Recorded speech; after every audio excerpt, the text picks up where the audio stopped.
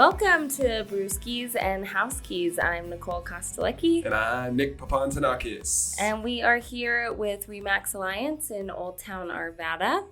How's it going, Nick? Pretty darn good. How are you? I'm good. Good. Doing good. It's nice to be back in here, hanging out, drinking beer, and talking about real estate. It is indeed. It's been an interesting day out, weather-wise. The rain has come. For the loyal listener, we talk about the heat a lot because we've been doing this podcast all summer, and the whole summer's been hot. Yes. This was so nice today. I know. I got a lot of work done today, which was really good. It's amazing how that works out.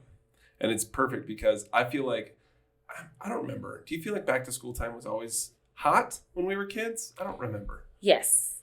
It was always a double-edged sword for me because my birthday is like right around back to school. So I'd be excited for my birthday, but I didn't want to go to school. And it always ended up being like the first day. Which, by the way, it was Nicole's hot. birthday's coming up, just for those of you that are looking to, Yeah. Send us some beer. About a week or so. She loves beer as gifts. It's okay. Yeah, I think so. And this was really welcome. Today is official first day back to school for the schools in our Arvada area. Did they go to school? Did Jane go to school today? Jane did not. Her school's different. Okay. And so they start on Thursday. We actually have back to school night tonight. So yeah, kind of little ice cream social. It's a barbecue. So Ooh. I don't know if there's ice cream as well, but it should be a pretty good time. We get to meet her teacher. We haven't met her teacher yet, so that'll be fun. So yeah. What else went on this last week? Oh, well, we should probably talk about, I think a couple weeks ago when we did our episode, we talked about the upcoming Remax golf tournament. Yeah, we did. That was to benefit Children's Miracle Network. And I think it was a pretty successful day. Do you know how much we made? I can't remember. I have no idea. I should look that up. But how did you shoot? For them. We did good. So it's a scramble format. I think we got sixth.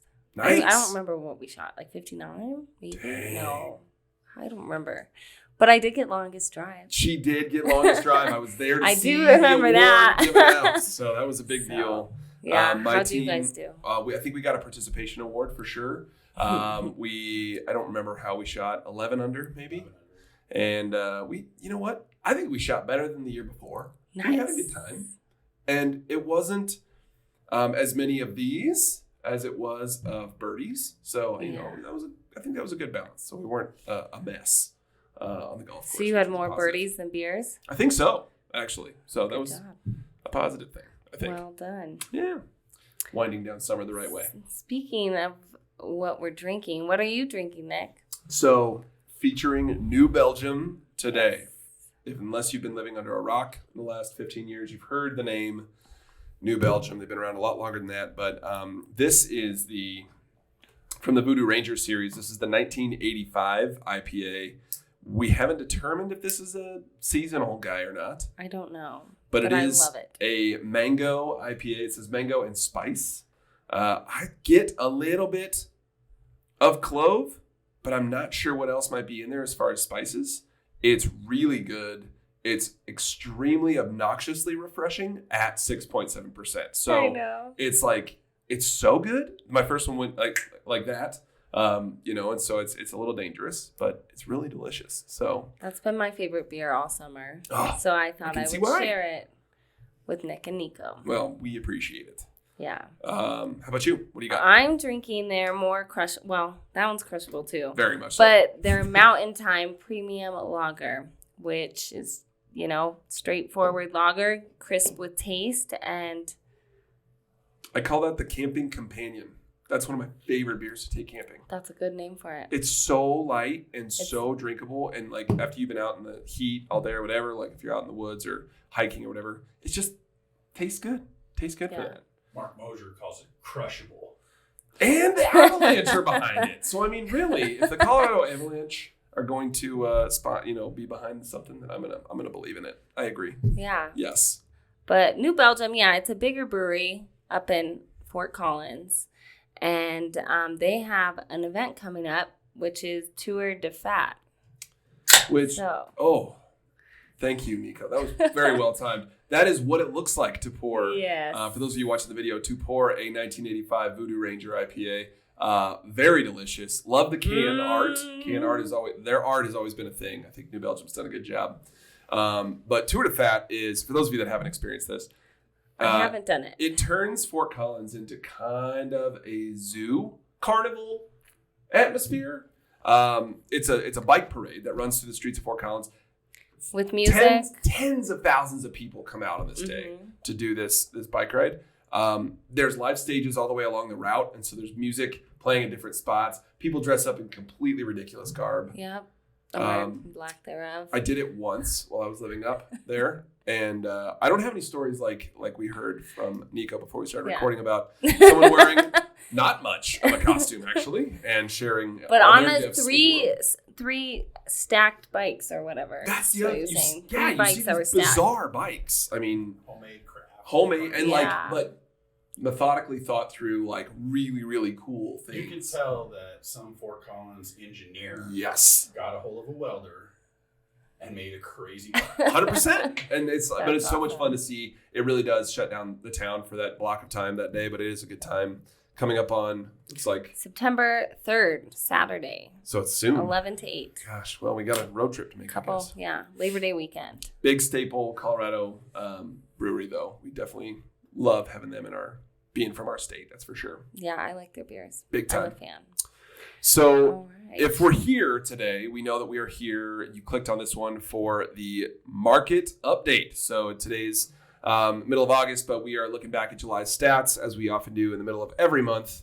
So let's dive right in. We got some facts and figures that we're going to analyze a little bit. We'll talk about what they mean. Yep.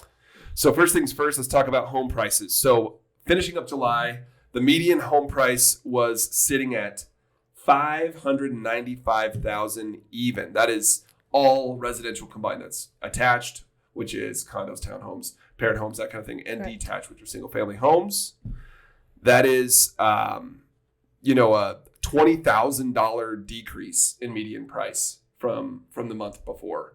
So, we'll talk about what that means a little bit, but really, I think, prices decreasing is kind of a general theme right now, I would say, in a lot of places with a lot of different properties. Right. I would agree. We've kind of seen across it the board. Yeah.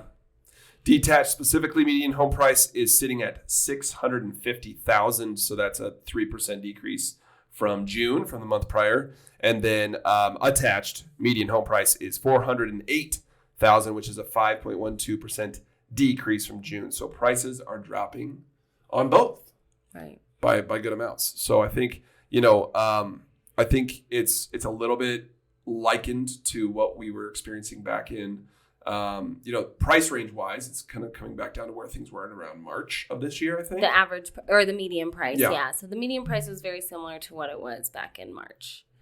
But yeah. And I think that's just, that course correcting that's happening because things couldn't keep going up forever.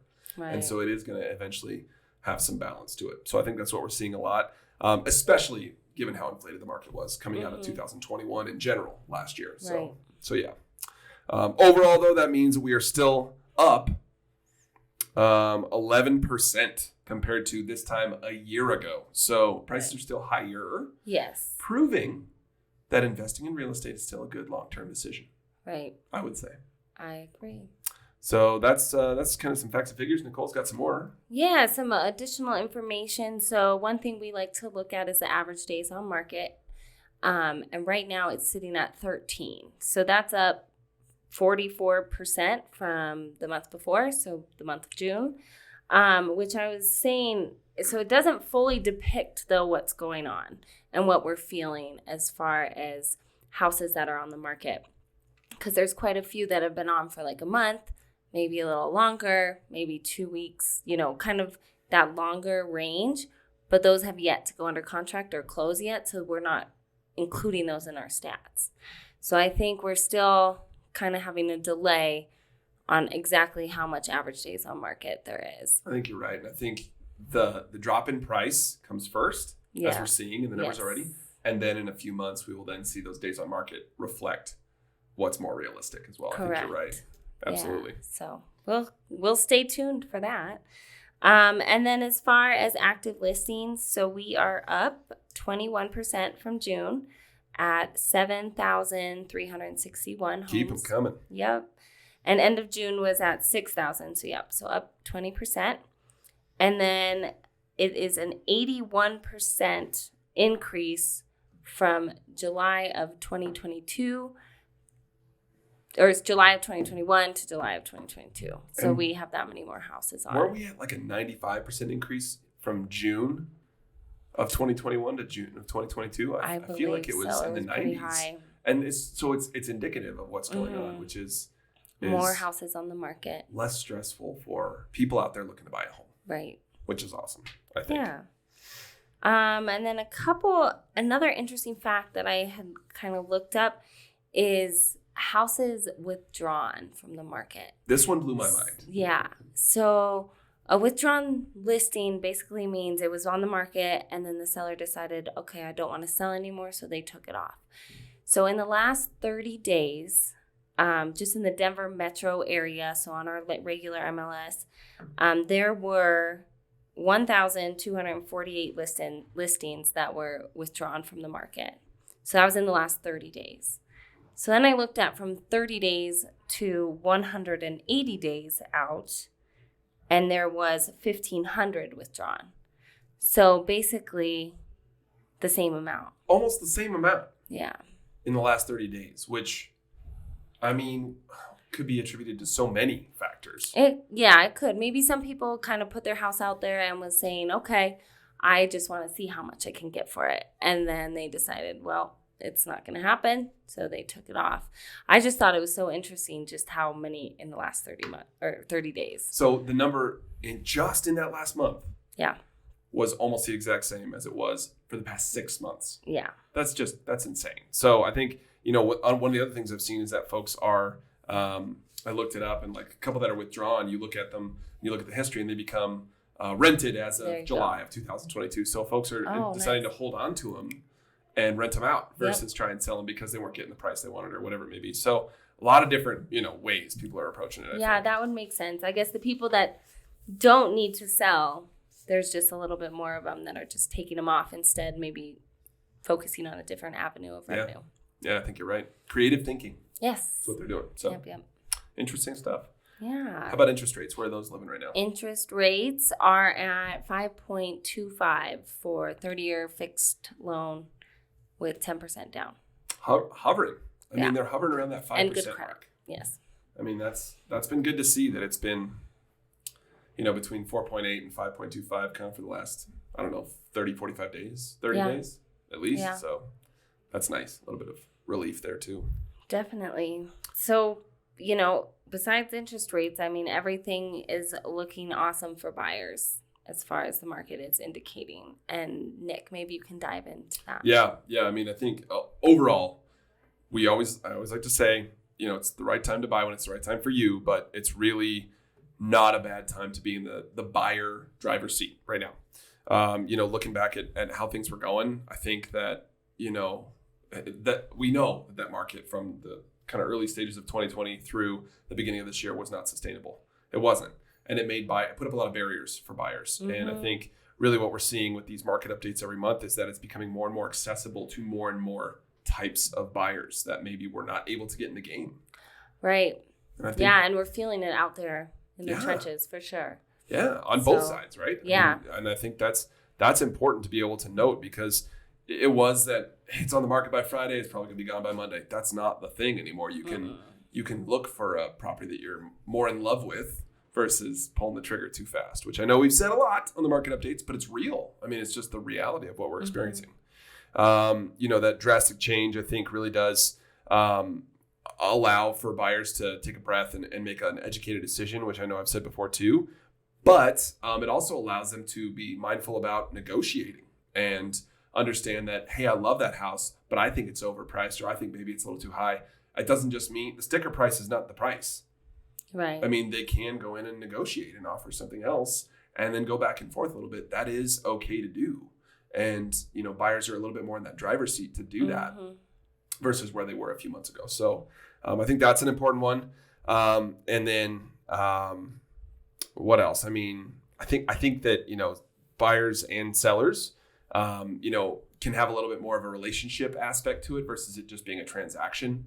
Because at the end of the day, if somebody's got a house that's sitting on the property or on the market for a little while, they can know who is going to buy that home and have a little bit more of that relationship based decision-making process versus it just being, right. And it's a lot all the time. Yeah, it's a lot more interactive because you're having those negotiations back that weren't there for buyers.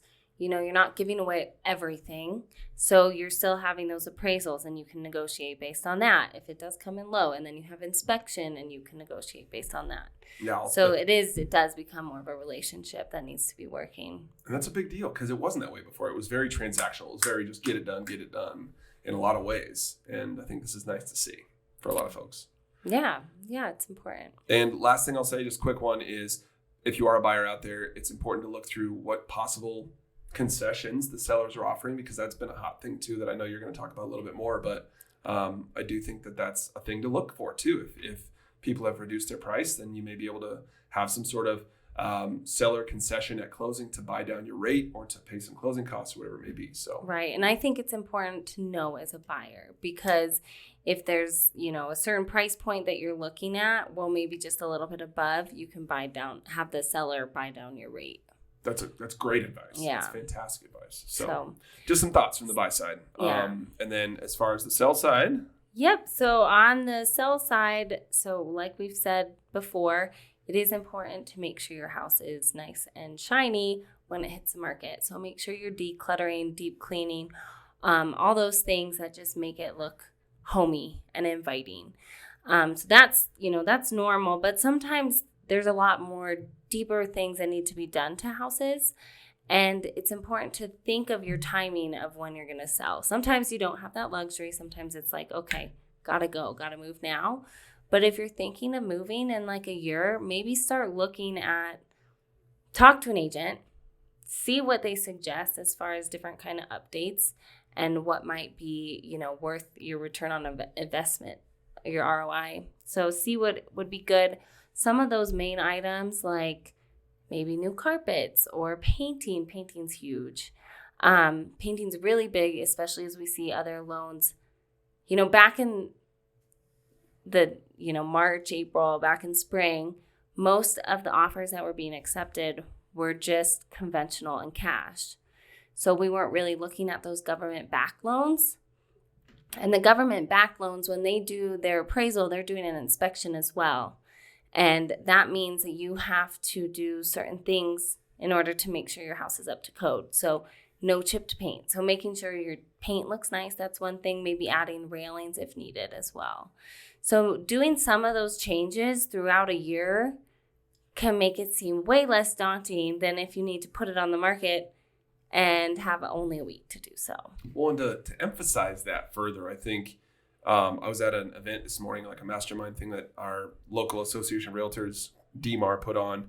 They talked about 86% of people through the pandemic and beyond are looking for that real estate experience to be a one-stop shop, meaning if they are thinking about selling, they want to come to a person that can tell them what all needs to be done and provide those resources, whether it's, hey, I know a great painter, I know somebody who can do that. Yeah, totally. And we do know people. 100%. So it's a good person to go to. Absolutely. So being a one-stop shop is something that Nicole and I both know. I know that we pride ourselves on. So that's a big part of it is talking to that agent. I agree with you. So that there's that dialogue started, so you know what to expect. Well, and sometimes, you live in your own house, so you don't know,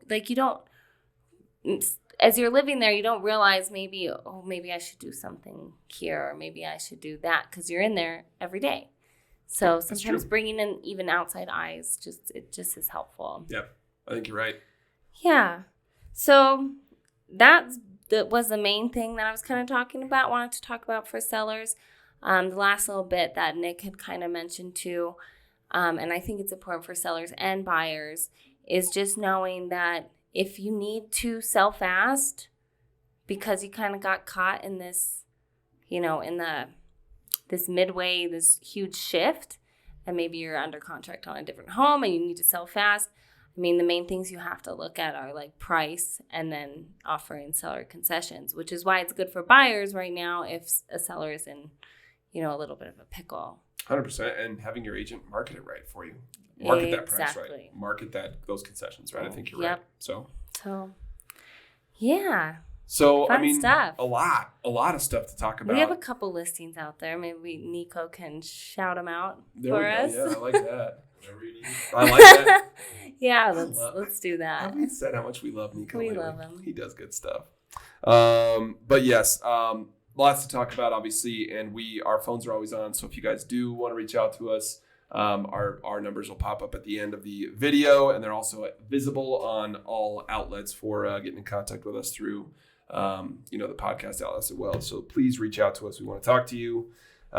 Thanks as always for listening. We appreciate it. And thank you to New Belgium and their infinite ability to make great wonderful beer and just know what they're doing. It's so good. It's so good. And like I said, if you liked anything that we did today or any day, if you've listened to any of these episodes, please let us know. We want to hear it. We want you to subscribe. We want you to like the episodes on YouTube, on Spotify, on Apple Podcasts, and definitely reach out to us either through Instagram or on the actual podcast platforms as well, or on YouTube. We love all those comments and get the feedback as well. So website coming soon. And website coming soon. Ooh. Stay tuned. Oh man, we're excited. All right. In the meantime, cheers. Enjoy. Cheers.